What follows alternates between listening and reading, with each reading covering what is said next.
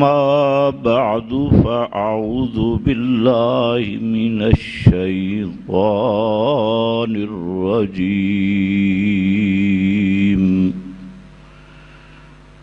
بسم الله الرحمن الرحيم ومن كفر بعد ذلك فأولئك هم الفاسقون سبحان ربك رب العزة عما يصفون وسلام على المرسلين والحمد لله رب العالمين۔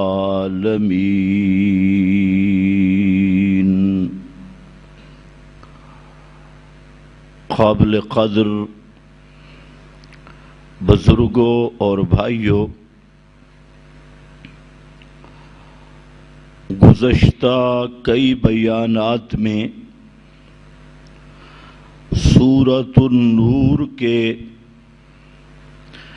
بعض مضامین مسلسل آپ کے سامنے بیان کیے جا رہے تھے، جن میں ایک مضمون تھا اقامت التوحید کا، جس کی ابتدائی باتیں میں نے آپ کے سامنے ذکر کی کہ اللہ تعالی نے اصحاب رسول صلی اللہ علیہ وسلم سے وعدہ کیا، جس میں 3 امور تھے۔ ایک چیز یہ کہ ان کو زمین میں خلافت دے گا، دوسری چیز یہ کہ ان کے دین کو زمین میں تمکین اور اقامت عطا کرے گا، اور تیسری چیز یہ کہ ان کے خوف کو امن سے بدل دے گا۔ یہ 3 امور کا وعدہ تھا، اور یہ وعدہ تھا آیت کے نزول تک جو ایمان لے آ چکے تھے، اور اس کی تفصیل قرآن پاک نے دوسرے مقام پہ بھی کر دی کہ ان میں سے بھی وہ مخصوص گروہ جنہوں نے ہجرت کی، مہاجرین، یہ تصریح بھی خود قرآن مقدس کی ہے کہ اس جن کو خلافت ملنی ہے وہ مخصوص گروہ ہے مہاجرین کا، اور اسی لیے حدیث پاک میں جو فرمایا گیا الائمۃ من قریش، وہ بھی انہی آیات سے ماخوذ فرمانے، اور یہی قریش تھے ہجرت کرنے والے۔ تو میں نے مفصل بحث کر دی کہ یہ جو اللہ تعالیٰ کا وعدہ ہے یہ کب پورا ہوا؟ تو اس کے پورا ہونے کا ایک ہی دور ہے، اور وہ دور ہے خلافت راشدہ کا۔ اگر خلافت راشدہ کو صحیح خلافت نہ مانا جائے تو اس سے خرابی یہ ہوگی کہ اللہ کا وعدہ معاذ اللہ جھوٹ بن جائے گا۔ تو اللہ تعالی کا یہ وعدہ پورا ہوا اصحاب پیغمبر پر اور خلفائے راشدین کی خلافت پر۔ اس کی بحث ہو چکی ہے۔ اب تھوڑی سی ایک بات سمجھے کہ آج دو قسم کے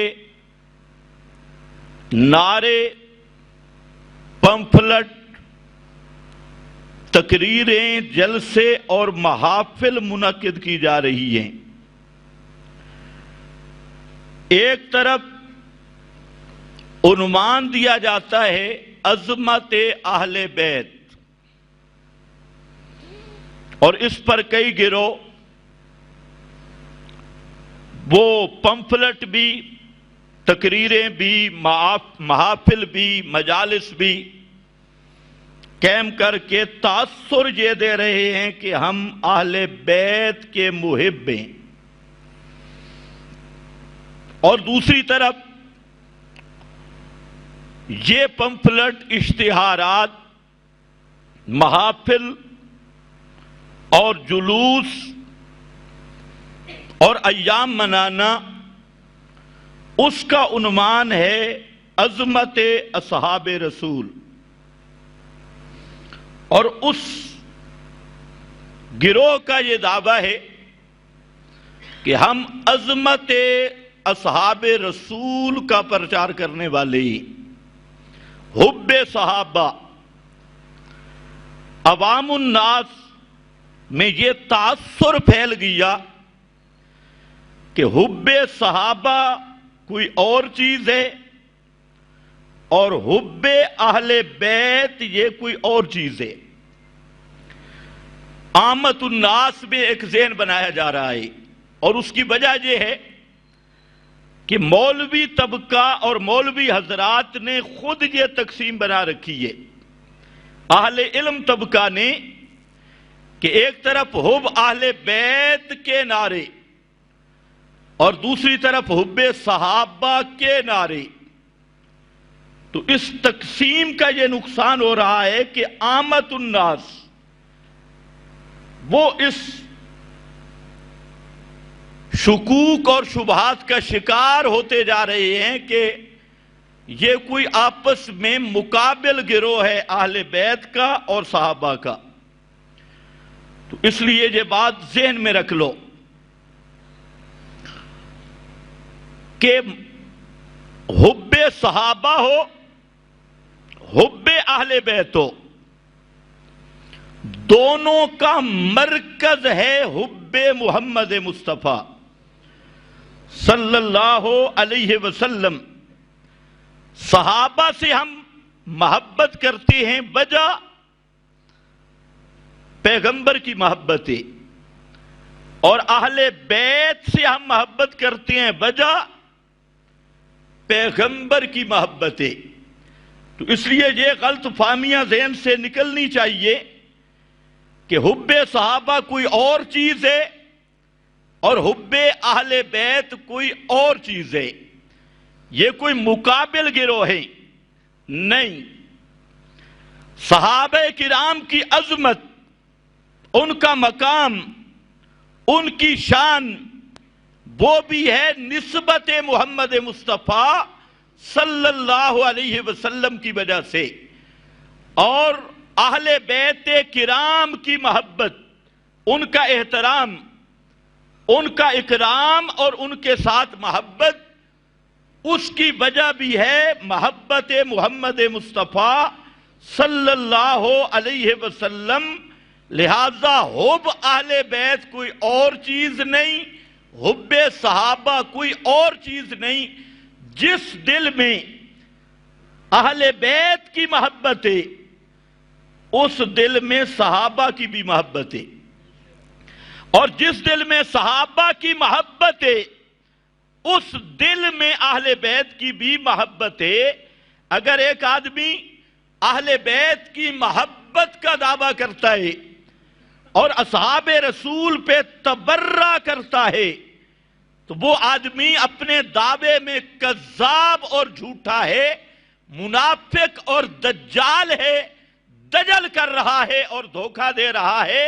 حب اہل بیت کے نعرہ کو تجارت کے طور پہ استعمال کر رہا ہے، کاروبار کے طور پہ استعمال کر رہا ہے، اس کے دل میں کبھی محبت اہل بیت آ سکتی نہیں۔ اسی طرح اگر کوئی حب صحابہ کا نعرہ لگا رہا ہے اور اس کے دل میں پیغمبر کے خاندان کی محبت نہیں، پیغمبر کے ایماندار رشتہ داروں کی محبت نہیں، تو وہ حب صحابہ میں منافق ہے، جھوٹا ہے، اس کے دل میں صحابہ کی محبت آ سکتی نہیں۔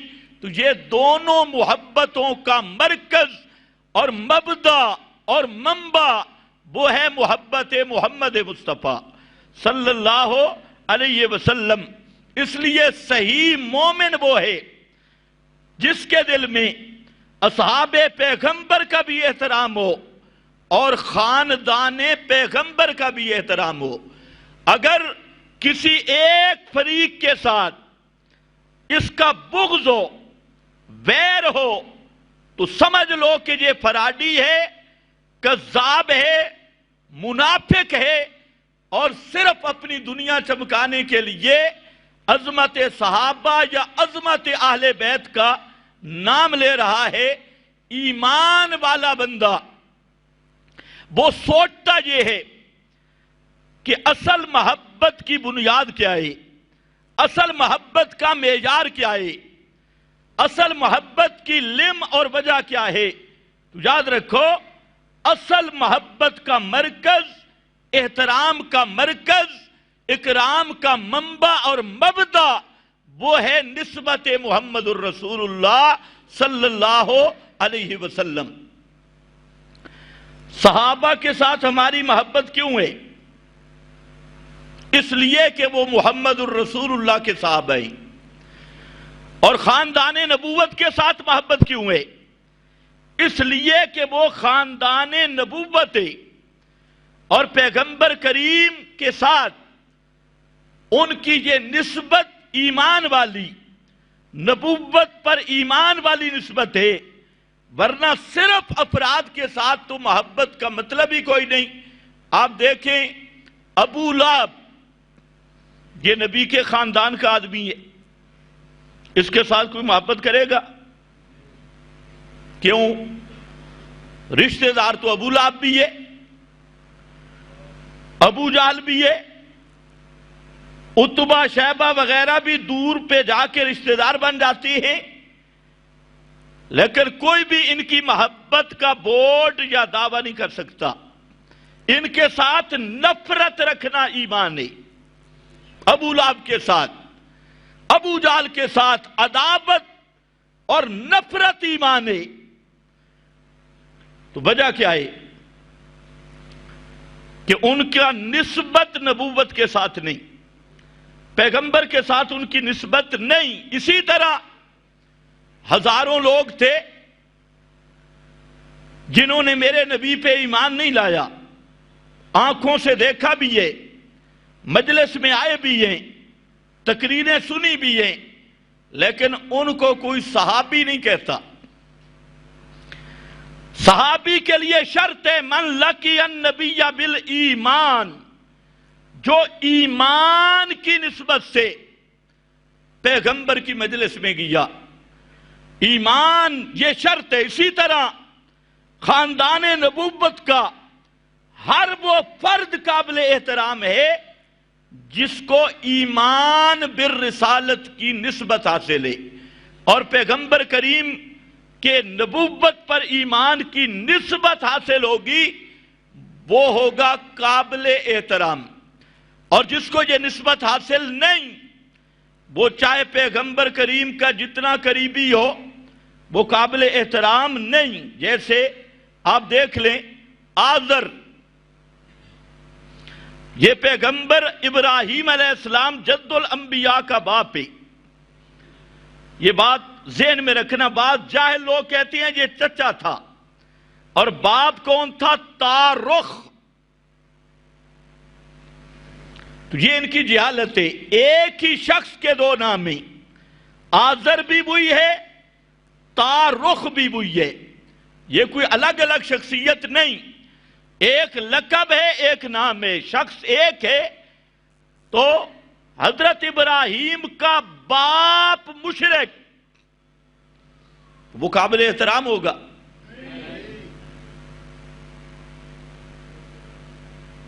اب کوئی قصیدے پڑھنا شروع کر دے، وہ تو حضرت ابراہیم کا ابا تھا، باپ تھا، فلہذا علیہ السلام. جس طرح آج کل کچھ لوگ کہتے ہیں ابو طالب پیغمبر کا چچا تھا، لہذا علیہ السلام. ابو طالب علیہ السلام کیوں چچا تھا؟ میں نے کہا یہ چچا ہے، وہ ابا ہے، وہ باپ ہے.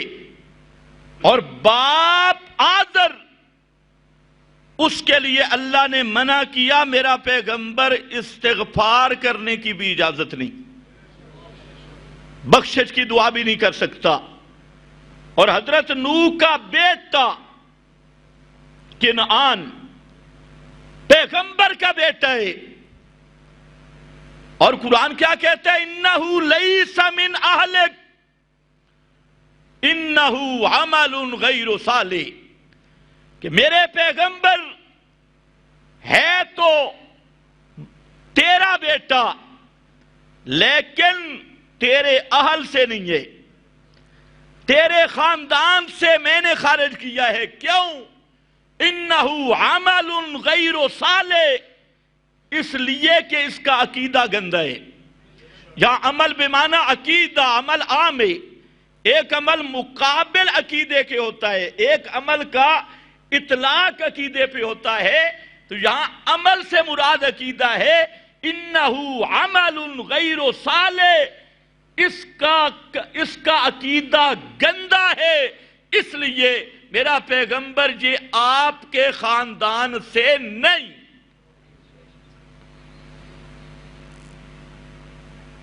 تو اصل کیا، معیار کیا بنا، مدار کیا بنا؟ وہ ہے نسبت محمد مصطفیٰ. اور وہ نسبت کس والی ہے؟ ایمان والی.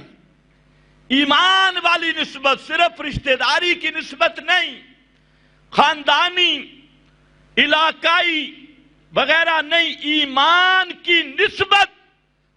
اس پر درجات بڑھتے ہیں. تو اصحاب رسول کے ساتھ محبت کی مبدا بھی ایک ہے، اور اہل بیت کے ساتھ محبت کا مبدا بھی ایک ہے. میں بتانا یہ چاہتا تھا کہ یہ جو عام طور پہ تاثر دیا جا رہا ہے، ایک طرف حب اہل بیت، دوسری طرف حب صحابہ، تو حب اہل بیت بغیر حب صحابہ کے ممکن نہیں، اور حب صحابہ حب اہل بیت کے بغیر ممکن نہیں. اب یہ مضمون تھوڑا سا لمبا ہو جائے گا، لیکن چلو مجبوری ہے. اب سمجھنا ہے، پہلی بات یہ سمجھیں کہ پیغمبر کریم نے کوئی فرق نہیں کیا. جس انداز میں صحابہ کے احترام کا درس دیا، اکرام کا درس دیا، اس انداز میں اہل بیت کے ادب و احترام اور محبت کا درس دیا. دونوں کے بارے میں وصیت کے الفاظ صرف میں مختصر طور پہ ایک نمونہ پیش کرتا ہوں. بلکہ آپ صلی اللہ علیہ وسلم نے اہل بیت کے لیے وہ الفاظ نہیں بولے جو صحابہ کے لیے بولے. یہ بھی اللہ تعالیٰ کی حکمت ہے.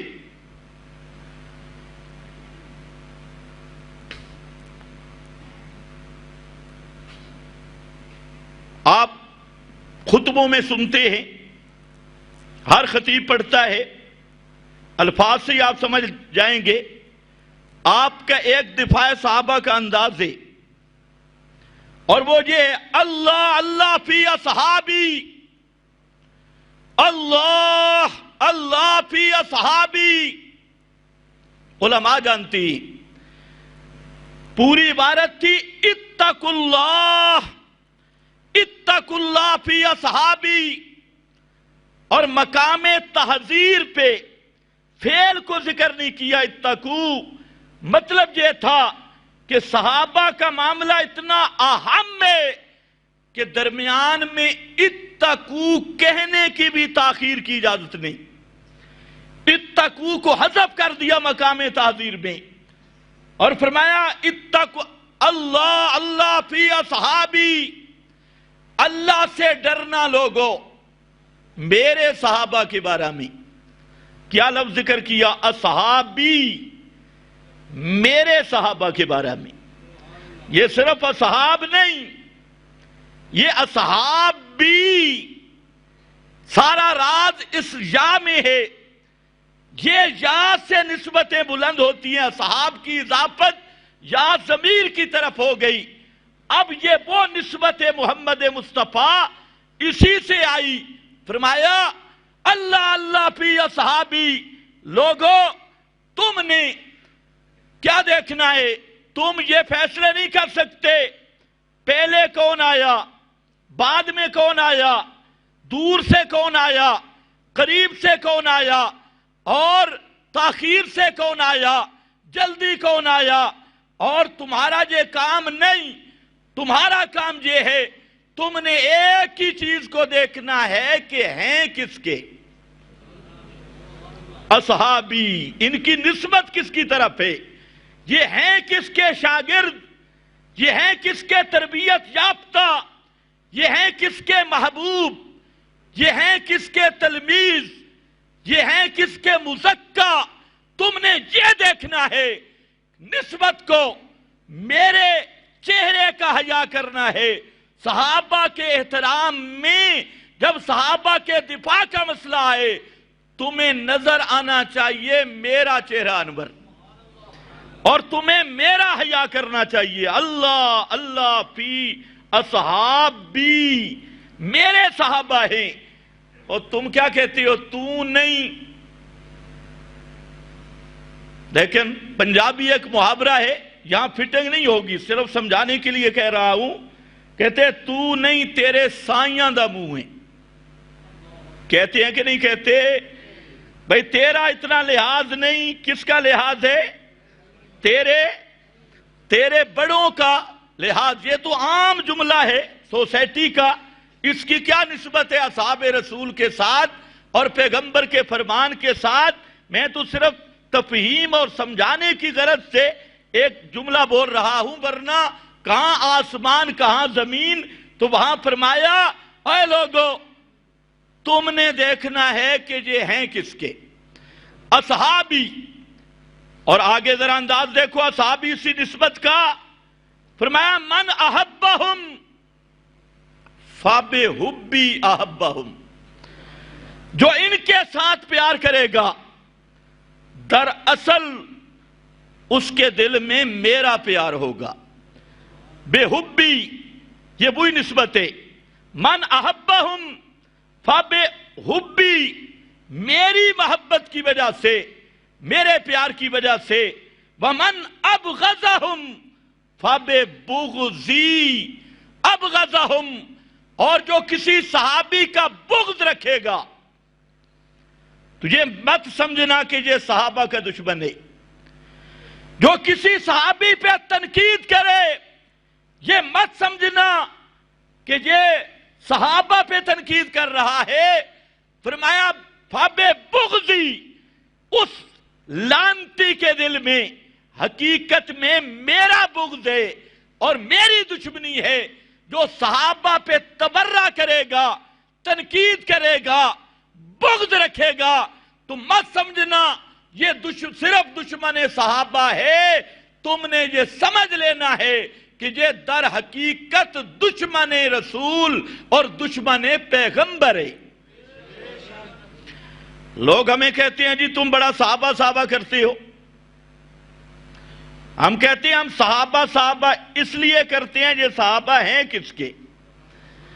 اس لیے پیغمبر نے فرمایا فببغضی، یہ کسی مولوی کی بات نہیں، آج وہ دور ہے سب و شتم کا، اور آج مجوسی، یہودی، عیسائی کا کھچڑی مذہب روافض کی شکل میں سوشل میڈیا پر اپنی مجالس میں اصحاب پیغمبر پہ سب و شتم کرنا عبادت سمجھتا ہے، ان پہ تنقید کرنا عبادت سمجھتا ہے، تو یاد رکھو اگر ان کی عبادت اصحاب رسول پہ سب و شتم کرنا ہے تو ہماری عبادت ایسے ظالموں کو کافر بتلانا ہے اور ان کے کفر کو ننگا کرنا ہے۔ تو یہ صرف صحابہ کے دشمن نہیں، کس کے دشمن ہیں؟ اونچے بولو، کس کے دشمن ہیں؟ یہ میری بات ہے یا پیغمبر کی بات ہے؟ من احبہم فبحبی احبہم ومن ابغضہم فببغضی ابغضہم۔ ایک تو ہے نا بکواس بازی، وہ تو اوپر کا درجہ ہے، بغض کا تعلق ہے دل کے ساتھ۔ جو کسی صحابی کا بغض رکھے اس ظالم نے میرے ساتھ بغض رکھا ہے، یہاں تک ختم نہیں کیا۔ من آذاہم فقد آذانی، جس نے کسی صحابی پہ تبرہ کیا، تنقید کی، اس نے مجھ پہ تبرہ کیا اور مجھ پر تنقید کی۔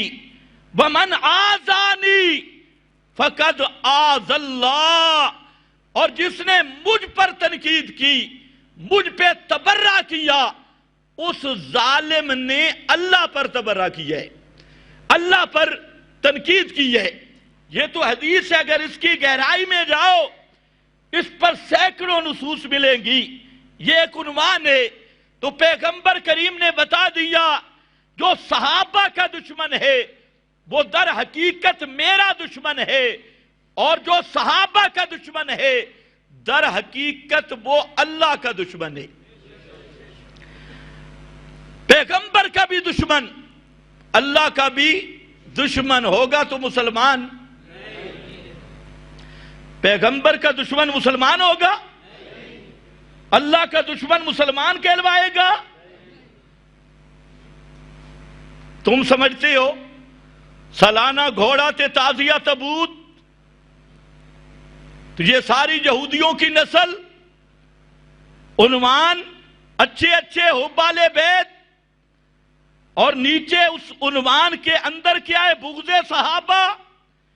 عنوان محبت آل بیت کا، نیچے بغض صحابہ، اور محبت آل بیت کا مقصد صحابہ سے دشمنی، صحابہ سے بغض۔ تو یہ محبت آل بیت نہیں، یہ محبت آل بیت کے نام پر یہودیت کا پرچار ہے، یہ محبت آل بیت کے نام پر کفر اور زندقہ کو دین سمجھنا ہے۔ اس لیے یاد رکھو پیغمبر کے خاندان کے ساتھ محبت قریب ہو سکتا ہے جس کے دل میں ابو بکر صدیق کی محبت ہو، صحابہ کی محبت ہو۔ دوسرا فرمان دیکھیں، من سب احدا من اصحابی۔ اب یہ جتنی حدیثیں ہیں یہ سب قرآن سے لی گئی ہے، اصل متن قرآن بھی موجود ہے۔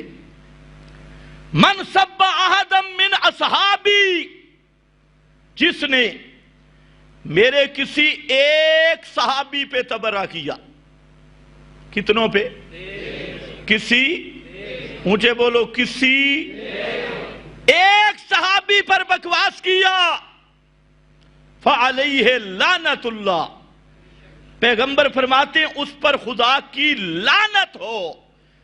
ایک صحابی پہ تبرہ کرنے والا لعنتی، اور جو سب صحابہ پہ تبرہ کرے وہ مومن۔ احد من اصحابی، چاہے حضرت معاویہ پہ کرے۔ حضرت معاویہ صحابی ہے یا نہیں ہے؟ صحابی ہے اور عام صحابی نہیں، کانا یکتب الوحش. یہ جو آیا نا قرآن، یہ قرآن ہمارے پاس ہے، کانا یکتب الوحش، یہ معاویہ کے قلم سے لکھا گیا ہے. معاویہ کے قلم سے لکھا گیا. اور حضرت معاویہ کو بکواس کرنے والا بھنگی قرآن کو کس منہ سے اٹھاتا ہے؟ قرآن کا نام کس منہ سے لیتا ہے؟ اس قرآن کے کاتب حضرت معاویہ ہیں. کاتب پہ بکواس کرتا ہے اور مکتوب پہ اعتماد کرتا ہے. مکتوب پہ اعتبار ہے اور کاتب پہ بکواس. تو اس لیے یاد رکھو، احدم من صحابی، کسی ایک صحابی پر تبرہ کرنے والا، اس کا ایمان سلامت نہیں رہتا. اللہ کے دربار میں وہ لعنتی ہے. احدم من صحابی. اور فرمایا اذا رأیتم الذین، یہ حدیث ان لوگوں کے لیے جو ہمیں کہتے ہیں تھوڑا ہلکا ہاتھ رکھو جی، تھوڑا ہولا ہاتھ رکھو، بھاری ہاتھ نہ رکھو، ہلکا ہاتھ رکھو، سختی نہ کرو. اذا رأیتم الذین یسبون اصحابی، جب دیکھو ان لوگوں کو جو صحابہ پہ تبرہ کرتے ہیں، فقولوا لعنت اللہ علی شرکم، کہو او لعنتیو، تمہارے اس بکواس پہ خدا کی لعنت ہو. اور فرمایا اذا ظہرت البدع فسب اصحابی، جب بدعات ظاہر ہو جائیں اور صحابہ پہ تنقید ہونے لگے، فللعالم ان یظہر علما، عالم پر فرض ہو جاتا ہے اپنا علم ظاہر کرے اور صحابہ کا دفاع کرے. من لم یفعل ذالک فعلیہ لعنت اللہ، اگر ایسے صورت میں عالم ہے وہ صحابہ کا دفاع نہیں کرتا، وہ تسبیح پڑھ رہا ہے حجرے میں، یا چلہ لگا رہا ہے، یا جناب سے روزے پہ چلا گیا ہے اور نوافل استنجے میں مشغول ہے، پیغمبر نے فرمایا اگر ایسی صورتحال میں عالم اپنا علم چھپاتا ہے اور میرے صحابہ کا دفاع نہیں کرتا تو اس عالم پہ بھی خدا کی لعنت ہے. فعلیہ لعنت اللہ، اس عالم پہ بھی خدا کی لعنت ہے. اور پھر فرمایا لا تسبوا اصحابی، میرے صحابہ پہ تنقید نہ کرنا. جانتے ہو ان کی عظمت کیا ہے؟ لو ان احدکم، صحابہ کے بعد والو، تم جتنے متقی ہو، جتنے پرہیزگار ہو، جتنے بڑے تقوی دار ہو، تم میں اگر کسی کو مل جائے احد پہاڑ جتنا سونا، احد پہاڑ جس نے دیکھا ہے وہ بولے، احد پہاڑ جتنا سونا، اور وہ اللہ کی راہ میں خرچ کرے اخلاص کے ساتھ، اور میرے صحابی کے پاس ایک سیر جو کا ہو، گندم بھی نہیں، جو، تو احد پہاڑ جتنا سونا اس جو کی قیمت کو نہیں پہنچتا. کیا بتائے، سونا کہیں مل سکتا ہے احد پہاڑ جتنا؟ بتایا یہ کروڑوں پیر عبد القادر جیلانی کٹھے ہوں، اربوں سلطان باہو کٹھے ہوں، اور صحابہ کے بعد آنے والے کروڑوں موسیٰ کاظم کٹھے ہوں، کروڑوں جعفر صادق کٹھے ہوں، کروڑوں باقر کٹھے ہوں، کروڑوں اولیاء اتقیاء کٹھے ہوں، اور ساری زندگی سجدے میں سر رکھ کے عبادت کرنے والے، ان کی اربوں کھربوں سال کی عبادتیں حضرت معاویہ کے ایک لمحے کا مقابلہ نہیں کر سکتے. تنقید کس پہ کرتے ہو؟ لا تسبوا اصحابی اکرموا اصحابی. ہر جگہ پہ آپ توجہ کریں، اصحابی اصحابی، اس کا میرے صحابہ، اور یہ ساری شان ہے میرے میں ہے، میرے نسبت محمد مصطفیٰ اصحابی. اور فرمایا خبردار، ان اللہ اختار لی اصحابی، اللہ نے خود میرے صحابہ کو میری مجلس کے لیے چنا ہے. اختار لی اصحابی، یہ وہ ہیں جن کو اللہ چن چن کے لایا ہے، ورنہ تو ابو جہل بھی تھا، ابو الحکم چودھری حاجی صاحب اور بڑا سخی بادشاہ، حاجیوں کو ستو پہ لانے والا، مکے والوں کا چیف جسٹس ابو جہل، اور ان کا بڑا جج جس کا کہتے ہیں ابو الحکم، وہ جہنم میں گیا کیونکہ اللہ نے اس کو چنا، وہ میرے نبی کی صحبت کے قابل نہیں تھا. اور حبش سے آ کے بلال وہ زمین پہ چلا اور جوتوں کی آہٹ اللہ نے جنت میں سنا دی ہے. یہ اختار علی صحابی، یہ آئے نہیں لائے گئے، یہ اصل مصداق ہے. یجتبی الیہ من یشاء ویہدی الیہ من ینیب. اختار علی اصحابی، تو یہ اللہ کے مصطفیٰ ہیں، یہ اللہ کے مختار ہیں، پیغمبر مصطفیٰ ہے، صحابہ مختار ہیں، اللہ کے چنے ہوئے ہیں، اور جن کا انتخاب اللہ کرے. اگر ان میں خرابی ہے تو اعتراض ان پہ آئے گا یا اللہ پہ آئے گا؟ کل تم نے اپنے وزیر اعظم کا انتخاب کیا، آج رو نہیں رہے؟ یہ تمہارا انتخاب ہے. کل تک ناچ رہے تھے، آج رو رہے ہیں، یہ دنیا کا انتخاب ہے. فرمایا خبردار، صحابہ وہ ہیں، یہ تمہارا انتخاب نہیں، یہ پیغمبر کا انتخاب بھی نہیں. یہ انتخاب کس کا ہے؟ یہ اللہ کا انتخاب ہے. اب اس حدیث کا ٹکڑا ساتھ لاؤ کہ جس نے صحابہ پہ تنقید کی، اس نے کس پہ تنقید کی؟ مجھ پہ کی، اللہ پہ تنقید کی. میں ان کی تربیت کی، یزکیہم یعلمہم الکتاب ویزکیہم. آپ خود اندازہ کریں، یہ جو مجوسیوں کا گروہ ہے، یہ کیا کہتے ہیں؟ 5 تن پاک تو پہلے پاک تھے، اور اس کے بعد کوئی پاک ہوئے ہی نہیں. تو یزکیہم کا کیا معنی ہے؟ پیغمبر نے کس کو پاک کیا؟ کہتے ہیں 5 تن پاک تو پہلے پاک تھے، ان کی بات کر رہا ہوں، اور کوئی دوسرا پاک ہوئے ہی نہیں.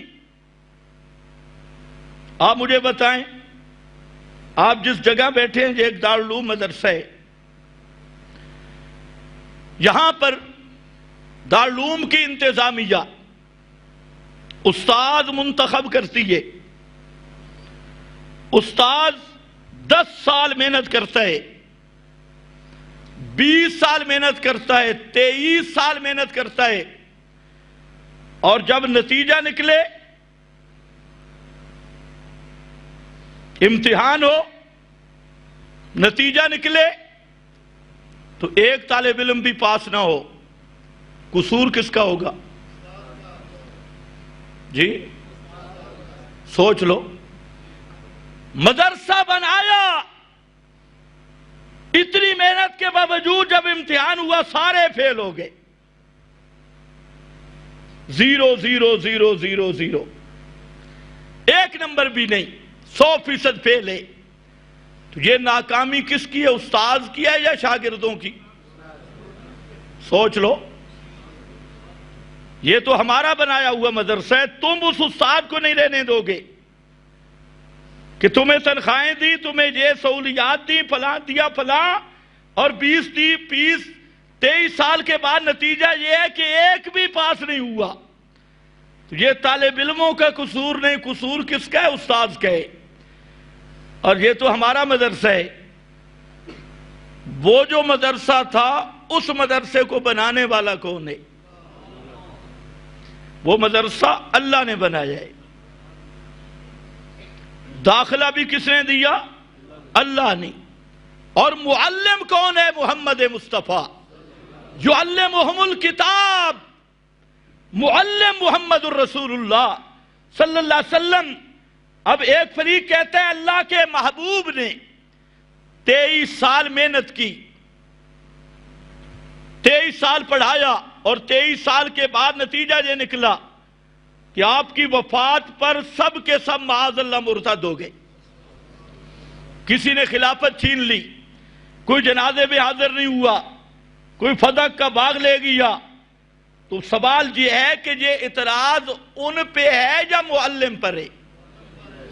23 سال کی محنت، پھر جس نے انتخاب کیا مدرسے کے لیے اللہ، جس نے پڑھایا محمد مصطفیٰ، اور جو نصاب پڑھایا وہ قرآن ہے۔ یعلمہم الکتاب والحکمہ، اور یہ قرآن تو وہ ہے، آپ یہاں آبادی نہیں، جنگل میں بیٹھی ایک قسم کا، یعنی ظاہری آبادی نہیں قریب، اگر ہیں بھی صحیح تو اکثر اہل بدعت وغیرہ، لیکن یہ قرآن کی 14ویں صدی میں یہ تاثیر ہے کہ آپ کتنی تعداد میں جہاں کیا مجھے دیکھنے آتے ہیں، قرآن سننے آتی ہیں۔ آپ قرآن سننے آتی ہیں، قرآن آج بھی کھینچ رہا ہے، اور 14 صدیاں گزر گئی اور محمد الرسول اللہ نے قرآن پڑھایا اور ایک بھی پاس نہیں ہوا، تو اس میں قصور کس کا ہوگا؟ یہ ہے من ابغضہم فببغضی ابغضہم، جو صحابہ پہ تنقید کرتا ہے در حقیقت وہ رسول اللہ کو ناکام ثابت کر رہا ہے، پیغمبر کے فیل ہونے کا وہ چرچا کر رہا ہے کہ پیغمبر کریم صلی اللہ علیہ وسلم کی تربیت ہی ایسی تھی۔ اس لیے یاد رکھنا، اللہ نے جب امتحان لیا، یہ تو رافضی شیطان کی بکواس تھی کہ سارے فیل ہوئے، اب اللہ سے پوچھ لو یا اللہ مدرسہ تو نے بنایا، معلم تو نے مقرر کیا، اور شاگرد ان کو داخلہ بھی اختار علی صحابی تو نے دیا، اس کا رزلٹ کیا نکلا؟ اللہ نے فرمایا امتحن اللہ قلوبہم للتقوی، امتحان اللہ، امتحان اللہ نے لیا ہے، خود اللہ نے امتحان لیا، اور نتیجہ کیا نکلا؟ اولئک ھم المفلحون، اولئک ھم الفائزون، اولئک ھم الراشدون۔ ایسا رزلٹ آیا جو اس مدرسے میں سچی نیت سے آ گیا اور ایک دفعہ دین کو سمجھ لیا، زمین آسمان اپنے محور سے ہٹ سکتا ہے، محمد کا صحابی ہدایت کی پٹڑی سے اتر نہیں سکتا۔ یہ اللہ نے نتیجہ نکالا۔ تو خیر بہرحال میں عرض یہ کر رہا تھا، عنوان 2 نہیں، عنوان 1 ہے۔ صحابہ کی محبت کے بغیر اہل بیت کی محبت کا دعویٰ فراڈ ہے، اہل بیت کی محبت کے بغیر حب صحابہ کا نعرہ تجارت ہے۔ یہ دونوں کا منبع اور مرکز وہ نسبت محمد الرسول اللہ صلی اللہ علیہ وسلم، اس لیے کانا نہ بن، کانا سمجھتے ہو؟ کانا نہ بن، پہلے ایک کانا بنا، اس نے ایمان کا ایکسیڈنٹ کر بیٹھا بیچارہ، کون بھلا؟ مرزا گاما، ایک آنکھ بھی کوئی نہیں اور کہتے ہیں میں نبی ہوں، اور مرزا قادیانی دجال، مسلمہ ہندوستان، تو بھی کانا نہ بن، اللہ نے 2 آنکھیں دی ہیں، دونوں کو دیکھ۔ صحابہ کی محبت بھی ایمان، اہل بیت کی محبت بھی ایمان، یہ انداز ہے دفاع صحابہ کا۔ اب ذرا اس کا مقابل بھی سنو، میں نے کہا کہ دونوں کی ایک ہی نسبت پیغمبر کریم نے بیان کی۔ مسلم شریف میں حدیث ہے، حج سے واپسی پر آج کل لوگ عید منا رہے ہیں خم غدیر، بڑا نیٹ پہ چرچا ہے عید غدیر خم۔ اچھا ایک بڑا فائدہ بھی ہوا ہے، نیٹ ذرا دیکھو۔ پہلے رضا خانیوں نے ایک عید نکالی تھی، عید میلاد۔ کیا نکالی تھی؟ عید میلاد انہوں نے نکالی۔ جب ہم نے کہا کہ عید میلاد النبی کا ثبوت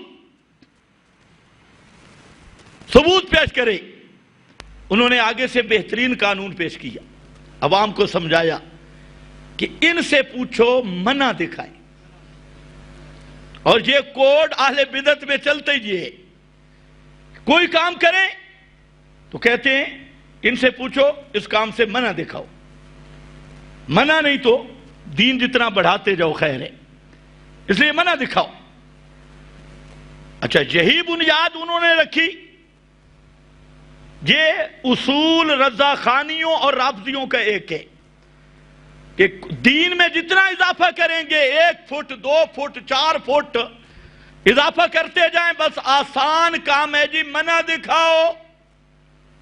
حالانکہ قانون سمجھ لے، جو عبادت اور دین کا معاملہ ہے اس میں منع نہیں دیکھی جاتی، ثبوت دیکھا جاتا ہے۔ توجہ ہے میری طرف؟ ہاں بڑے بڑے مولوی اور مفتی بھی اس مغالطے کا شکار ہے۔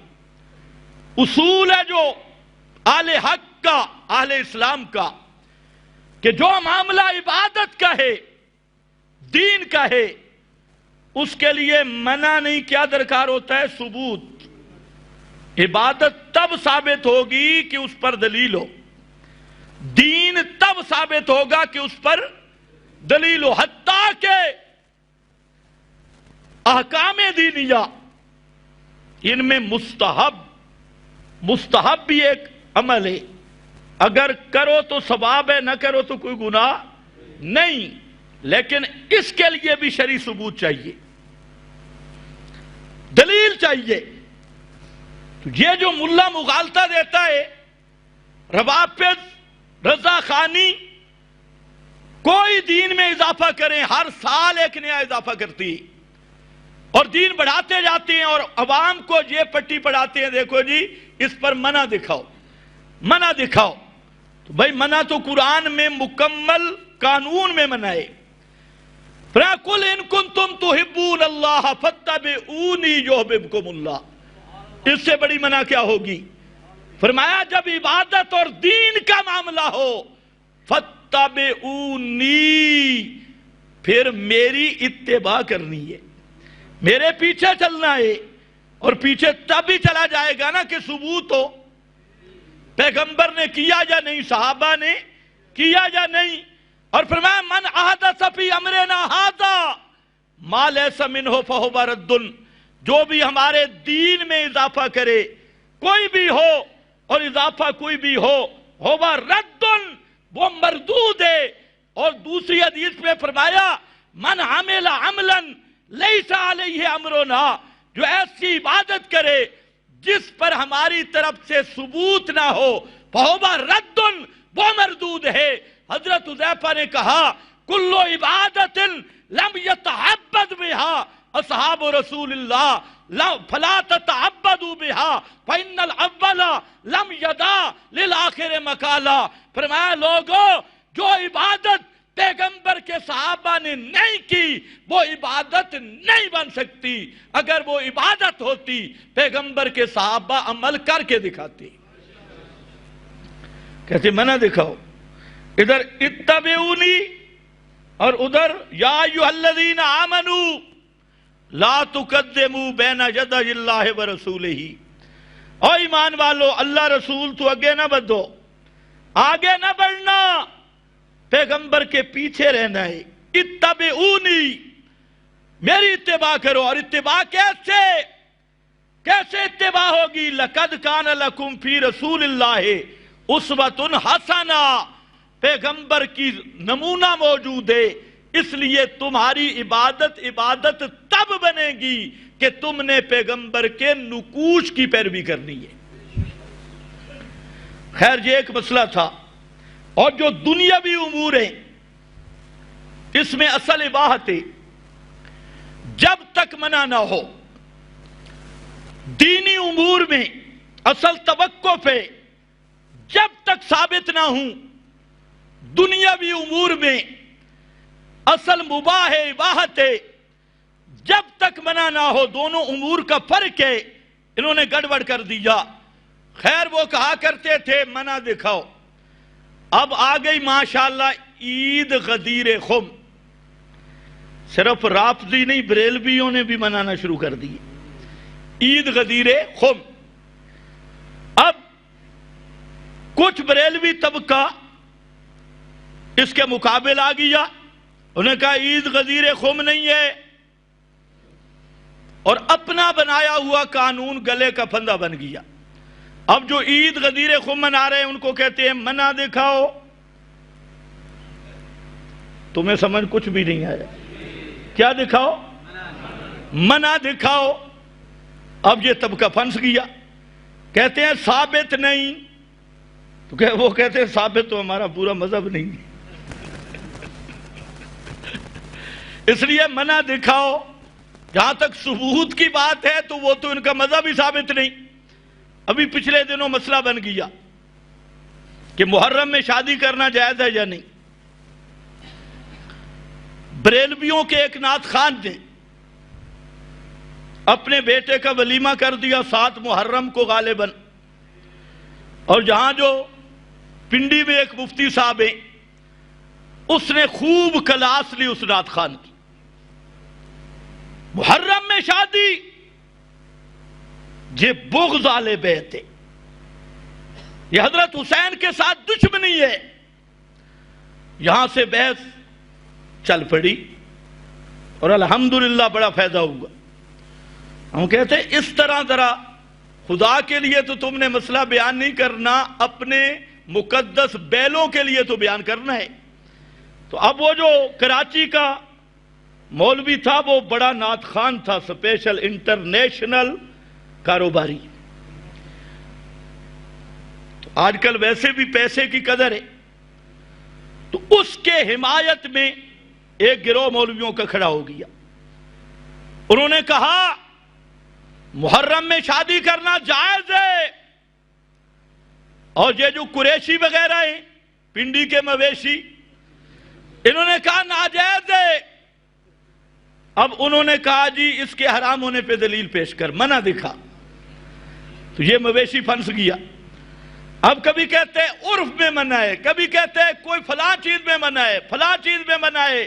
اب آگے وہ آگے انہوں نے کہا اور منع کے بچے اس پہ دلیل دے کہ محرم میں شادی نہیں ہوتی، اب اپنا بنایا ہوا کنواں اس میں یہ گر گیا، اصولی غلط بنایا۔ عجیب بات ہے، ان سے پوچھو جی تم اذان کے آگے پیچھے صلاۃ والسلام پڑھتی ہو، یہ 781 ہجری میں شروع ہوا، 781 سال اسلام کے خالی ہے، آگے سے کیا کہیں گے؟ منع دکھاؤ۔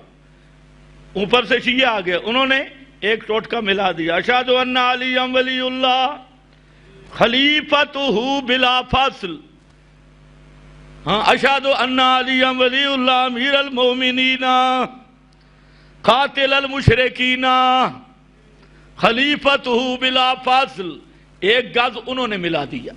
اب یہ کہتے ہیں ان کو کہ ثبوت دکھاؤ، وہ ان کو کہتے ہیں منع دکھاؤ۔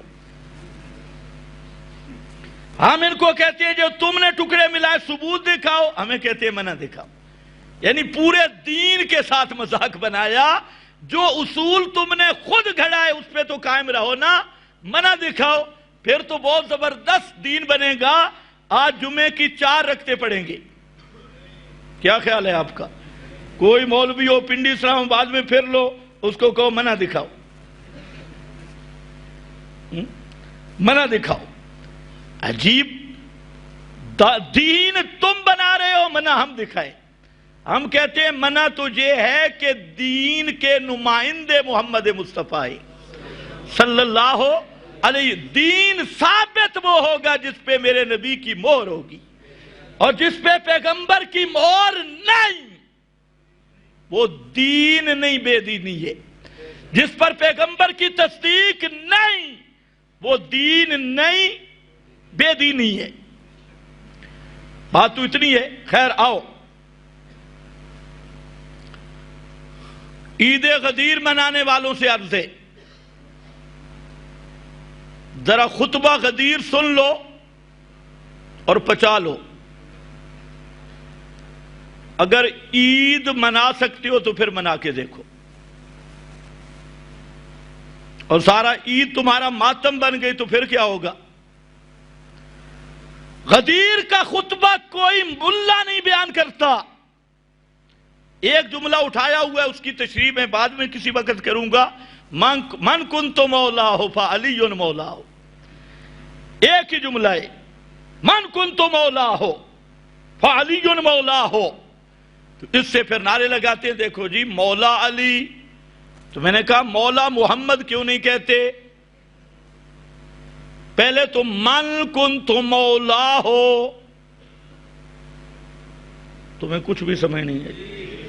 من کنت مولا ہو، جس کا میں مولا اس کا علی مولا، تو پہلا مولا کون ہے؟ محمد مصطفیٰ۔ تو یوں نعرہ کیوں نہیں لگاتا مولا محمد؟ معلوم ہوتا ہے کچھ بدنیتی ہے۔ اگر یوں ہی نعرہ مولا علی کہتا ہے، مولا محمد کیوں نہیں کہتا؟ ایک دوسرا، کیا معنی ہے مولا کا؟ مولا کے 17 معنی اور بعض لغات میں 23 معنی، اور جہاں مولا کا معنی محبوب ہے، دوست ہے، اور اس کی وجہ لمبی ہے، اب میں تفصیل نہیں کروں گا۔ وہ انشاءاللہ ہمارا ایک علمی سیمینار ہو رہا ہے اسی جمعرات کو اسی جگہ پر، اور اس میں کافی ہماری جماعت کے مناظرین بھی تشریف لائیں گے، اور میرا موضوع اس میں ہے ہی خلافت، تو اس میں مولا کی پوری تشریح کروں گا۔ تھوڑا سا سن لو، یہاں مولا کا معنی محبوب ہے۔ اچھا، پھر اس میں تخصیص کیا ہے؟ حضرت زید بخاری میں موجود ہے، نبی کریم علیہ السلام نے فرمایا انت اخونا بمولانا، حضرت زید کو تو ہمارا بھائی بھی ہے، ہمارا مولانا۔ اچھا، تم اشتہاروں میں کیا ہے؟ حضرت مولانا فلاں صاحب، حضرت مولانا طارق جمیل صاحب، حضرت مولانا فضل الرحمان صاحب۔ مولانا کہتے ہیں کہ نہیں کہتے؟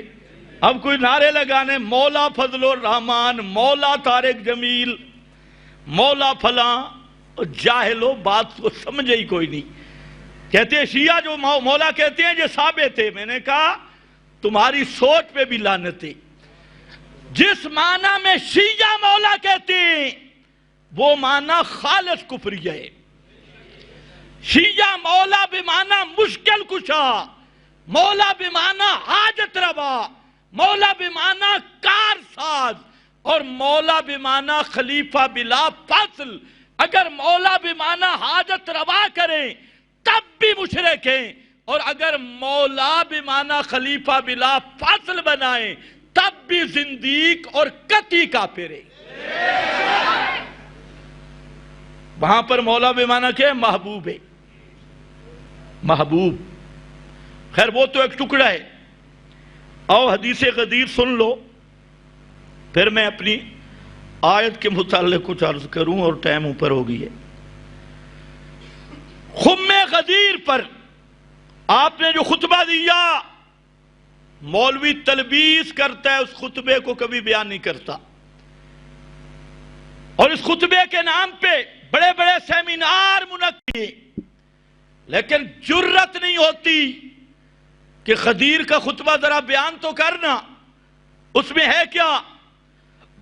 یہ غدیر خم مقام ہے مکہ اور مدینہ کے درمیان۔ آخری حج سے واپسی پر نبی مکرم صلی اللہ علیہ وسلم نے یہاں پر ایک خطبہ دیا۔،، اس پانی کے تالاب پر اور وہ خطبہ شروع کہاں سے ہوتا ہے یہ آپ کو کوئی نہ رضا خانی بتا سکتا ہے، نہ رافضی، نہ للوڑ، کوئی بھی نہیں بتا سکتا وہ خطبہ کیا تھا۔ آپ کھڑے ہوئے اور فرمایا ایھا الناس، اے لوگو، انما انا بشر۔ بولو خطبہ غدیر عید بعد میں، ذرا اب پتہ چلے گا عید مناتا ہے یا نہیں۔ یہاں سے خطبہ غدیر شروع ہوتا ہے، انما انا بشر، اے لوگو میں محمد مصطفیٰ ایک انسان ہوں۔ کون ہوں؟ بشر ہوں۔ یہ تو کہتے ہیں بشر آکھا تشرتی سی، اتو نازل کہرتی سی، تلو دوزخ ندرتی سی۔ بشر کہنا گستاخی ہے، بشر کہنا بے ادبی ہے، اور پیغمبر کریم کیا کہہ رہے ہیں؟ انما انا بشر، اے لوگوں میں ایک بشر ہوں۔ ایھا الناس، آگے، اور یہ تو کہتے ہیں 12 امام بھی الائمۃ من نور اللہ، یہ اللہ کے نور سے تخلیق ہیں، اور اس کے مقابل رضا خانی اول ما خلق اللہ نوری، پیغمبر کی تخلیق نوری ہے، اور پیغمبر کریم کیا فرماتی ہیں؟ انما انا بشر۔ میں کہتا ہوں مولوی صاحب یہ جملہ بھی ذرا بیان کرنا، یہ بھی خطبہ غدیر کا پہلا جملہ ہے۔ آگے، یوشک ان یاتینی رسول ربی، میں انسان ہوں اور مجھ پہ بھی ایسے موت آئے گی جیسے انسانوں پہ موت آتی ہے۔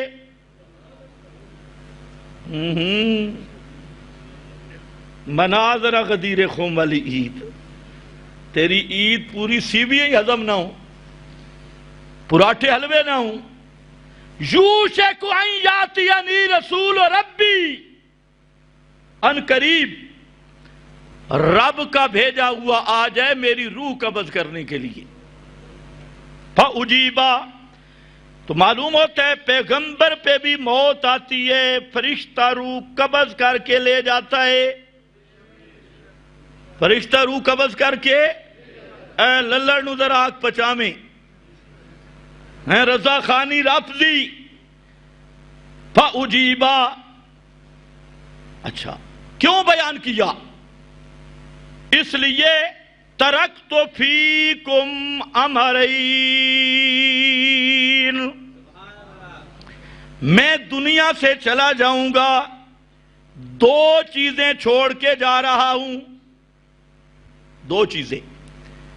ترکت فیکم امرین، ایک میں ثقلین، 2 چیزیں چھوڑ کے جا رہا ہوں۔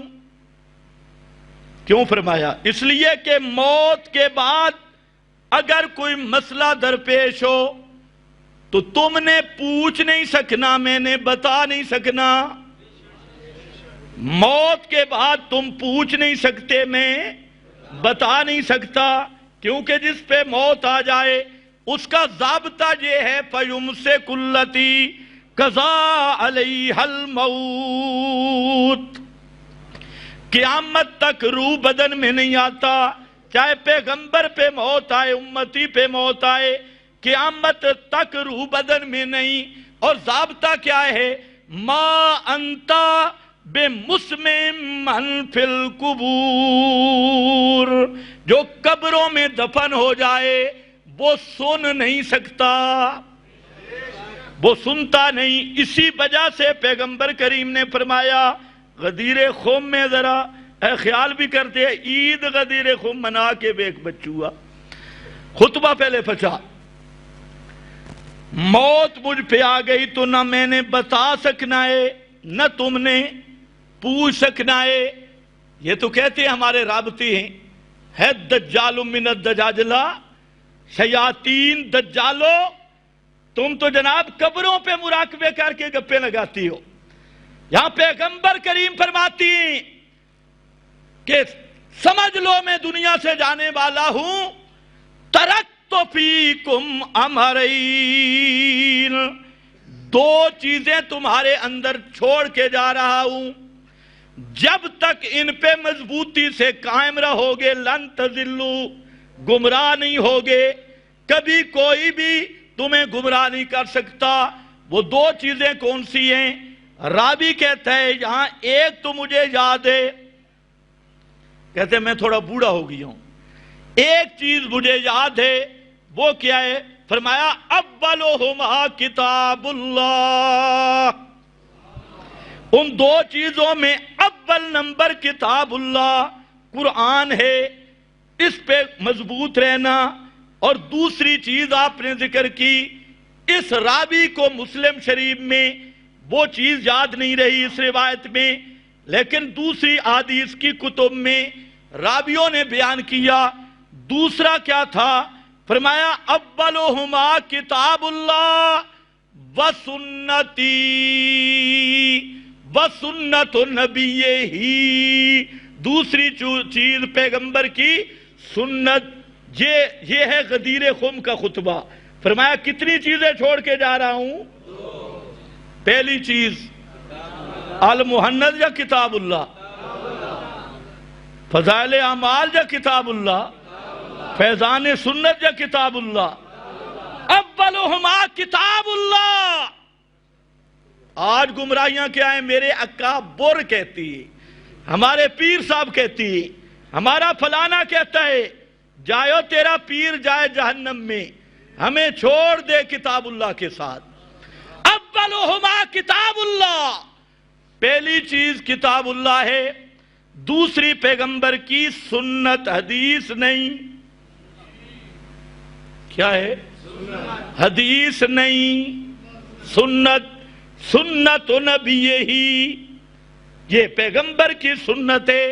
آگے جو جملہ سنانا چاہیے تمہید تھی، ساتھ فرمایا اذکرکم اللہ، یہ اسی طرح ہے اللہ اللہ فی اذکرکم اللہ فی اہل بیتی، اذکرکم اللہ فی اہل بیتی، میں اپنے گھر والوں کے متعلق تمہیں اللہ سے ڈراتا ہوں۔ اذکرکم اللہ، جیسے اللہ اللہ فی اصحابی، اذکرکم اللہ فی اہل بیتی، میرے گھر والے میری اطرت، ان کے متعلق میں تمہیں رب کا واسطہ دیتا ہوں، ان کی بے ادبی نہ کرنا، ان کی گستاخی نہ کرنا، ان کی توہین نہ کرنا۔ تو جس انداز میں پیغمبر نے صحابہ کا دفاع کرنا سکھایا، اسی انداز میں، اسی نسبت کے ساتھ اہل بیت کا ادب و احترام سکھلایا۔ میں عرض یہ کر رہا تھا، یہ جو دو لینیں چل پڑی ہے نا، ایک طرف ریلی عظمت صحابہ تھے، دوسری طرف ریلی عظمت اہل بیت۔ تو میں نے عرض یہ کیا کہ یہ دو گروہ الگ الگ نہیں، دونوں کا احترام ہے نسبت محمد مصطفیٰ صلی اللہ علیہ وسلم کی بنیاد پر۔ باقی یہ یاد رکھو، کچھ لوگ ایام منا رہی ہے، یوم عمر، یوم ابو بکر، یوم فلاں، تو اس لیے ذہن میں بات رکھ لیں، یہ ایام منانا یہ قطعاً شریعت نہیں ہے، خالصتاً بدعت ہے۔ چاہے کوئی دیوبندی منائے، اب کل تک یہ بریلویوں کے ساتھ لڑتے تھے کہ عید میلاد یوم النبی منانا بدعت ہے۔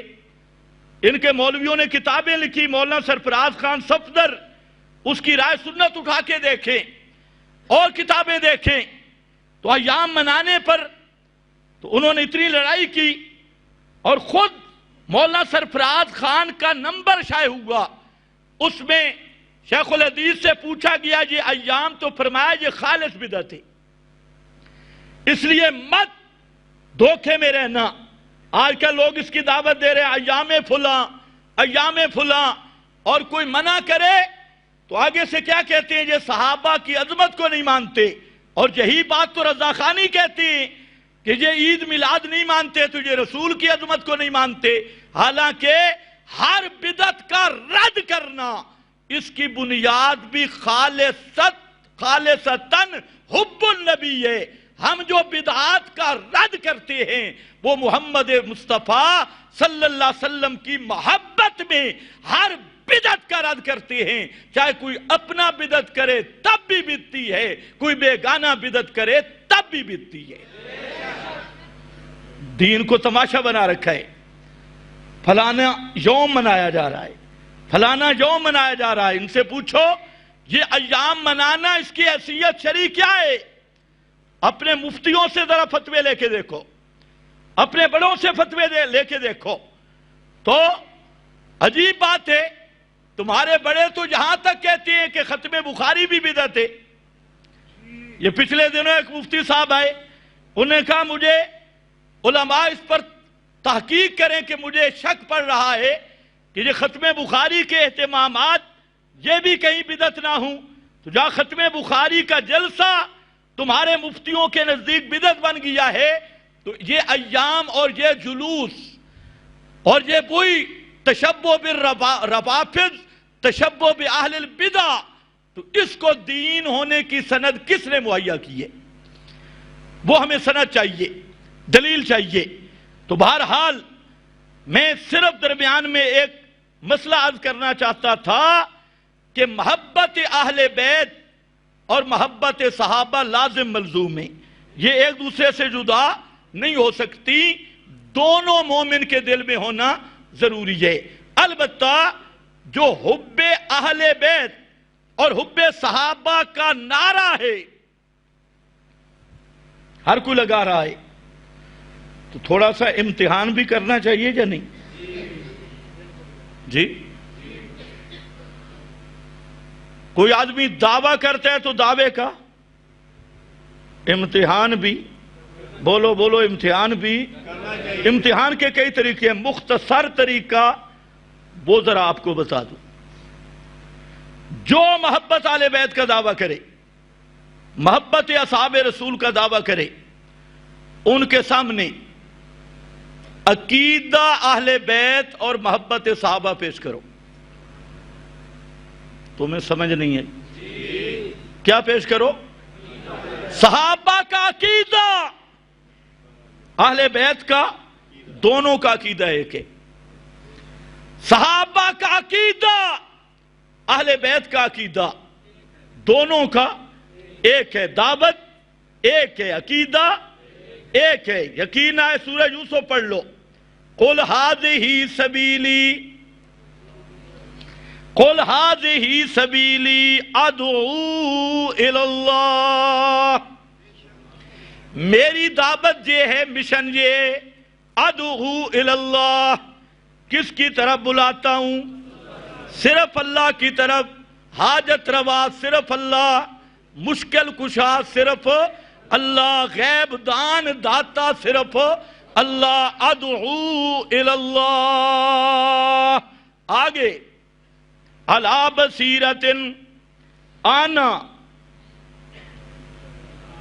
پڑھو آنا، وَمَنِتْ، اس من میں صحابہ بھی ہیں، اہل بیت بھی ہیں۔ من اتبعانی، جو میرے متبع ہیں، صحابہ ہوں، اہل بیت ہوں، سب کی دعوت ہے ادعو الی اللہ، اور دعوت بھی ہے علی بصیرہ، قد جاءکم بصائر من ربکم، ان کی دعوت کا نصاب قرآن ہے اور دعوت کا عنوان توحید ہے۔ جو توحید قرآن پڑھ کے بیان کرتا ہے وہ صحابہ کا بھی محب ہے، اہل بیت کا بھی محب ہے، اور جو حب صحابہ کا نعرہ لگا کر روایتیں رافضیوں کی لے رہا ہے، شیعوں کی روایتوں پہ ایمان رکھ رہا ہے، من صلی علیہ عند قبری، اور ایسے کذاب دجال رافضی رابیوں کی روایتیں لے کر ایمان کی بنیاد رکھ رہا ہے، وہ حب صحابہ میں منافق ہو سکتا ہے، اس کے دل میں صحابہ کی محبت نہیں ہو سکتی۔ اسی طرح جو یا علی مدد کے نعرے لگا رہا ہے، یا غازی ابو سلمبردار کے نعرے لگا رہا ہے، جو تعزیہ تبوت کو پوج رہا ہے، اس پر نظریں بنتے چڑھا رہا ہے، جو 12 اماموں کو مشکل کشا، حاجت روا، غیب دان، حاضر ناظر، مختار کل، متصرف ما فوق الاسباب، سمیع ما فوق الاسباب، بصیر ما فوق الاسباب سمجھ رہا ہے، وہ کٹر مشرک ہے، وہ اہل بیت کا بھی کچھ نہیں لگتا، صحابہ کا بھی کچھ نہیں لگتا۔ حب صحابہ، حب اہل بیت کا امتحان ہو جائے گا جب عقیدہ صحابہ کا پیش کرو، مسلک صحابہ کا پیش کرو، نظریہ صحابہ اہل بیت کا پیش کرو۔ ایک ہے ان کا نصاب قرآن ہے اور دعوت توحید ہے۔ دعوت کیا ہے؟ یہ صرف دعویٰ نہیں، دعویٰ نہیں، اس پہ دلائل بھی آئیں گے انشاءاللہ۔ صرف دعویٰ نہیں، چلو یہ عنوان ہو گیا، وقت کم ہے، آئندہ جمعہ اسی کو میں بیان کروں گا کہ صحابہ اہل بیت کا عقیدہ کیا ہے۔ اور دوسرا امتحان اس کا یہ ہے کہ اسے ذرا پوچھ لو، واقعی اہل بیت کا محب ہے تو اس کے دل میں صحابہ کی محبت بھی ہے یا نہیں؟ اگر صحابہ کی محبت نہیں تو اہل بیت کی محبت ہو سکتی؟ یہی وجہ ہے، 1-2 منٹ زائد لوں گا، یہی وجہ ہے جو محب اہل بیت ہیں ان کی محبت دیکھو اہل بیت کے ساتھ۔ نبی کریم علیہ السلام کی کتنی بیٹیاں ہیں؟ 4۔ کتنی بیٹیاں ہیں؟ گرج کے بولو، کتنی بیٹیاں ہیں؟ 4۔ اور یہ محب کتنی مانتا ہے؟ یہ محبت اہل بیت ہے؟ انصاف کرتے ہو، 3 بیٹیوں کا انکار کر دیا۔ واہ واہ حب اہل بیت۔ اس لیے میں نے کہا صدیق کو چھوڑ کر محبت اہل بیت کا دعویٰ فراڈ ہے، نفاق ہے۔ جو صحابہ کا دشمن ہے وہ کبھی بھی پیغمبر کے گھر والوں کا احترام کر سکتا ہی نہیں۔ پیغمبر کے خاندان کا احترام وہی کرے گا جس کے دل میں صحابہ کی محبت ہے۔ تم پیغمبر کی بیٹیاں 4 ہیں، اور ملنگ کیا کہتا ہے کتنی ہیں؟ 3 بیٹیوں کے منکر ہو گیا۔ اچھا، قرآن نے جن کو اہل بیت کہا، قرآنی اہل بیت، وہ ہیں ازواج مطہرات۔ کون؟ ازواج مطہرات، پیغمبر کی بیویاں۔ اس کو یہ کیا کہتے ہیں؟ 5 تن۔ میں نے کہا تیرے عقیدے کے مطابق تو 5 تن پاک بن ہی نہیں سکتے، آیت تطہیر کا مصداق۔ توجہ ہے آپ کی؟ تھوڑا سا مشکل سبق ہے، نہیں بن سکتے۔ کیوں؟ بھایا یطہرکم تطہیرا لیذہب عنکم الرجس اہل البیت ویطہرکم تطہیرا۔ تطہیر اس کی ہوتی ہے جو پہلے پاک نہ ہو۔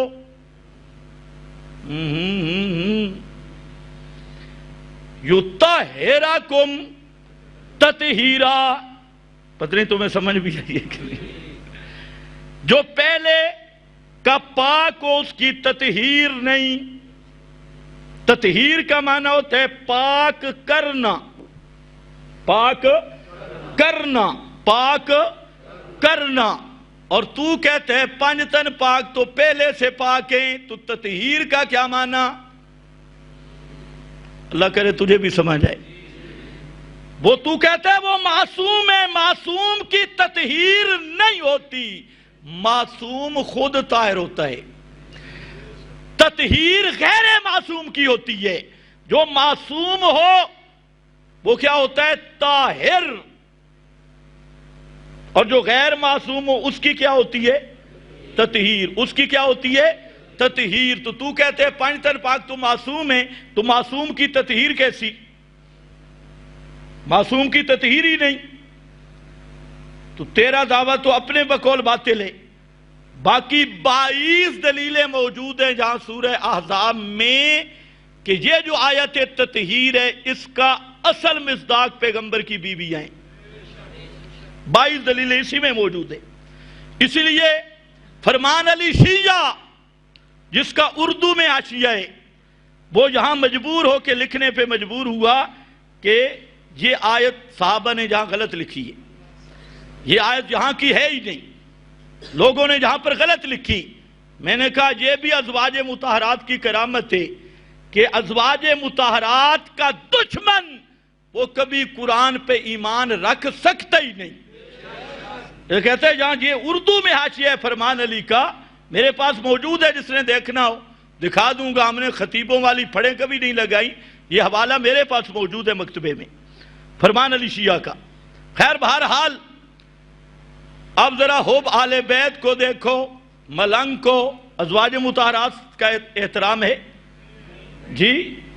اس مذہب میں لکھا ہے کہ نماز سے سلام کے بعد آپ کو پتہ ہے مسلمان کیا پڑھتے ہیں؟ جب نماز سے سلام پھیرتے ہیں مسلمان کیا پڑھتے ہیں؟ استغفر اللہ، اللہ اکبر. اذکار ہے نا. بہت سارے بیچارے پریشان ہو گئے کیونکہ پنڈی اسلام آباد میں تو فرض نمازوں کے بعد اب مولوی صاحب کا اور کرتوت شروع ہو جاتا ہے. آمین. یہ ٹھیکیدار بیٹھا ہوا ہے. پیغمبر کریم کیا کرتے تھے نمازوں کے بعد؟ اذکار ہے. باب الذکر بعد الصلوات، حدیث کی کوئی کتاب اٹھائیں. اور رافضی حب آل بیت والے کیا کرتی ہیں؟ ان کی کتابوں میں لکھا ہے نماز سے فارغ ہو کر حضرت عائشہ پہ لعنت کرنی ہے معاذ اللہ. حضرت حفصہ، ابو بکر، عمر، ان کا نام لے کر اس لعنتی اور مجوسی مذہب میں لکھا ہے تبرہ کرنا عبادت ہے. یہ ہے محبت آل بیت جس کو قرآن نے آل بیت کہا، جن کو تطہیر کی چادر عطا کی، اور ایسی تطہیر جس کی دنیا میں نظیر نہیں. ان پاک مطہر ہستیوں پر بکواس کرنا ان کی نماز کا حصہ بن گیا، عبادت کا حصہ بن گیا. یہ ہے محبت آل بیت کے عنوان پر کفر کی تشہیر. پھر آگے چلو، حضرت علی کے بیٹے کتنے ہیں؟ 2، 18. کتنے؟ 18 بیٹے. اور حب آل بیت والے کتنوں کا نام لیتے ہیں؟ ایک کا. دوسرے کا ضمناً ایک کا. دوسرے سے بغض ہے. کیوں؟ کہ اس نے حضرت معاویہ کے ساتھ صلح کی تھی. ایک وہ رافضی کہہ رہا تھا صلح حدیبیہ بھی تو ہوئی تھی. میں نے کہا گدھے کہیں کہ صلح حدیبیہ میں پیغمبر نے مشرکین کی بیعت کی تھی. پتہ نہیں تمہیں سمجھ بھی آئی ہے کہ نہیں. ایک بریلر اور رافضی بیٹھ گئے ٹی وی پر. وہ بریلوی نے کہا جی حضرت حسن حسین نے حضرت معاویہ کو امام مانا. آگے سے وہ رافضی سپیشلسٹ خنزیر وہ کہتا ہے کہ دیکھو حدیبیہ کے مقام پہ آپ نے بھی صلح کی تھی. تو اب یہ جو بریلوی ہے یہ نیچے منہ کر کے بیٹھ گیا. گدھے کا گدھا. اس سے پوچھو وہ صلح اور بیعت میں کوئی فرق نہیں. حدیبیہ کے مقام پر میرے پیغمبر نے مشرکین کی خلافت تسلیم کی تھی. حدیبیہ کے مقام پر میرے پیغمبر نے مشرکین کے ہاتھ پہ بیعت کی تھی. اور حضرت حسن حسین نے حضرت معاویہ کے ہاتھ پہ ہاتھ رکھ کے بیعت کر کے فرمانے لگے انہو امامی، معاویہ ہمارا امام ہے. اب اس کو صلح حدیبیہ پر فٹ کرنا وہی کر سکتا ہے جس کے دماغ اور جس کی کھوپڑی میں گدھے کا دماغ ہو. اور آگے سے وہ خاموش ہو رہا ہے، پتہ ہی نہیں چل رہا. تو بہرحال میں عرض کیا کر رہا ہوں، 18 بیٹے. حضرت حسن کا زیادہ نام نہیں لیں گے. کیوں؟ اس نے حضرت معاویہ سے کیا کر لی تھی؟ صلح کر لی تھی. ایک رافضی سے میں نے کہا حضرت حسن حسین جو پیغمبر کے پھول ہیں، جو جنتی نوجوانوں کے سردار ہیں، جب پیغمبر کے شہزادوں نے حضرت معاویہ کے ساتھ صلح کر لی، تمہیں کیا تکلیف ہے؟ اگر حضرت معاویہ غلط ہوتے تو نبی کے شہزادے کبھی بھی بیعت نہ کرتے۔ وہی شہزادہ کربلا میں ذبح ہو گیا، ابن زیاد اور شمر کے ہاتھ پہ ہاتھ نہیں رکھا، اور وہی شہزادے ہیں کہ حضرت معاویہ کو اپنا امام مان رہے ہیں، اتنا عقل بھی نہیں۔ وہی شہزادہ حضرت حسین نے کربلا میں شہادت کو ترجیح دی، اور ادھر انہو امامی، معلوم ہوتا ہے کوئی بات ان کے ذہن میں تھی نا حضرت حسین کے، حضرت حسن کے، اور 20 سال تک حضرت معاویہ نے خلافت کی، اور کسی ایک دن بھی ان دو شہزادوں نے کسی ایک پالیسی کی بھی مخالفت نہیں کی، کسی ایک پالیسی کی بھی نہیں کی، وظیفے لیتے رہے، اور ادب و احترام کا معاملہ آپس میں رہا۔ یہ تو میرے نبی کے شہزادے ہیں، اگر حضرت معاویہ ٹھیک نہیں تھا تو یہ اعتراض معاویہ پہ نہیں آئے گا، یہ اعتراض حسن و حسین پہ آئے گا کہ انہوں نے غلط آدمی کو کیوں امام مانا، انہوں نے 20 سال تک کیوں وظیفے لیے، کیوں ان کی زیر خلافت رہے، اور ان کے مقابلہ کیوں نہیں کیا۔ اگر تم کہو تقیہ کیا تو ہم کہتے ہیں کربلا میں تقیہ کیوں نہیں کیا؟ جہاں تم تقیہ کے فضائل بیان کرنے شروع کر دیتی ہو کہ لا دین لمن لا تقیۃ لہ، جو تقیہ نہ کرے اس کا دین نہیں، تو میں نے کہا تمہارے بقول پھر حضرت حسین نے تقیہ نہیں کیا تو معاذ اللہ بے دین بنے، نعوذ باللہ، یہ تمہارا عقیدہ۔ تو خیر، حضرت علی کے 18 بیٹے ہیں، ایک کا نام لیتی، اور اس کا جس کو خود شہید کیا۔ اتنے تم وفادار تھے، 18,000 خط لکھ کے کہاں وہ شیعہ گھس گئے تھے؟ شیعہ نے علی کے دعوے داروں 18,000 خط لکھے، اور پھر وہی جو خط لکھنے والے ہیں، تمہاری کتابیں گواہ ہیں، وہی حضرت حسین پہ حملہ کرنے والے۔ ادھر نانو بلا امام کے دعوے دار وہ حضرت حسین کو شہید کر رہے ہیں، یہ ان کی اوقات ہے، یہ محبت والے بیت ہے جب بغض والے بیت ہے۔ اور حضرت علی کا ایک بیٹا محمد بن حنفیہ بھی ہے، کون ہے؟ وقت بڑا کم ہے، کون ہے؟ محمد بن حنفیہ، یہ حضرت علی کا بیٹا ہے، اور اس نے حضرت حسین رضی اللہ تعالیٰ عنہ کی منتیں کی ہیں کہ آپ کربلا میں نہ جائیں، یہ جو کربلائی ہیں یہ آپ عراق کوفہ نہ جائیں، یہ جو کوفی شیعہ ہیں یہ غدار طبقہ ہے، آپ ان کی غداری سے بچ جائیں۔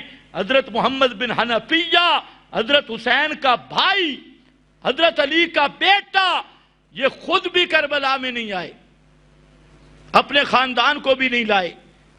اگر وہ کفر اسلام کا مارکہ سمجھتے آتے یا نہ آتے؟ آخری بات سنو، وقت ختم۔ آج کل کوئی ذاکر کہہ رہے ہیں یزید کافر تھا اور یہ کفر اسلام کی لڑائی تھی، یہ اپنا کفر چھپانے کے لیے کہتی ہے۔ وہ کفر اسلام کا اگر جنگ ہوتی تو پیغمبر کے بدری صحابہ بھی آتے، پیغمبر کے حدیبیہ والے صحابہ بھی آتے، کوئی پیغمبر کا صحابی پیچھے رہ سکتا نہیں تھا۔ ہاں، یزید اچھا تھا یا برا اس کا حال اللہ کو معلوم ہے، ہمیں اس کا دفاع کرنے کی ضرورت نہیں، اور نہ ہم اس حق میں۔ اتنا بات ضرور کہتا ہوں کہ آج کا للڑ ملا، رافضی، بریلر سارے اکٹھے ہو جائیں، یہ مشرک بھی ہیں، یہ بدعتی بھی ہیں، ان سے یزید لاکھوں درجے بہتر تھا۔ یزید مشرک بھی نہیں تھا، بدعتی بھی نہیں تھا۔ بدعتی تم ہو، مشرک تم ہو، اور گالیاں یزید کو دیتے ہو۔ تمہارے للڑ مولوی، تمہارے رافضی ملا، تمہارے رضا خانی مفتی اور ملا، یہ سارے کے سارے مل کر یزید کی شان کو نہیں پہنچ سکتے، اور اربوں یزید مل جائیں حضرت حسین کے طلبوں کی خاک کا مقابلہ نہیں کر سکتے۔ بآخر دعوانا الحمدللہ۔